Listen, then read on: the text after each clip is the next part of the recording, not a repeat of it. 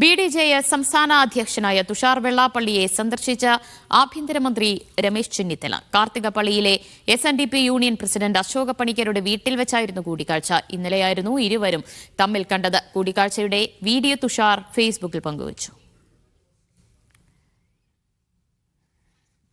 ഫൈസൽ അസീസ് വിവരങ്ങൾ നൽകും. ഫൈസൽ, എപ്പോഴായിരുന്നു കൂടിക്കാഴ്ച? ദിവ്യ, ഇന്നലെ ഉച്ചയോടെയായിരുന്നു രമേശ് ചെന്നിത്തല BDJSന്റെ കാർത്തികപ്പള്ളി യൂണിയൻ നേതാവായ അശോക പണിക്കരുടെ വീട്ടിലെത്തി സന്ദർശനം നടത്തിയത്. അവിടെ തുഷാർ വെള്ളാപ്പള്ളിയുണ്ട്. തുഷാർ വെള്ളാപ്പള്ളിയുടെ സഹോദരി ഭർത്താവാണ് അശോക പണിക്കർ. അദ്ദേഹത്തിന്റെ വീട്ടിലെത്തിയാണ് രമേശ് ചെന്നിത്തല തുഷാർ വെള്ളാപ്പള്ളിയുമായി കൂടിക്കാഴ്ച നടത്തിയത്. ഇന്നലെ ഉച്ചയോടെയാണ് ഈ കൂടിക്കാഴ്ച നടന്നത്.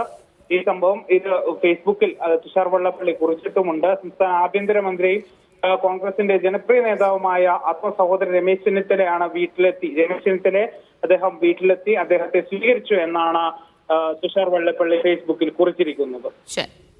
ഫൈസൽ അസീസാണ് വിശദാംശങ്ങൾ നൽകിയത്.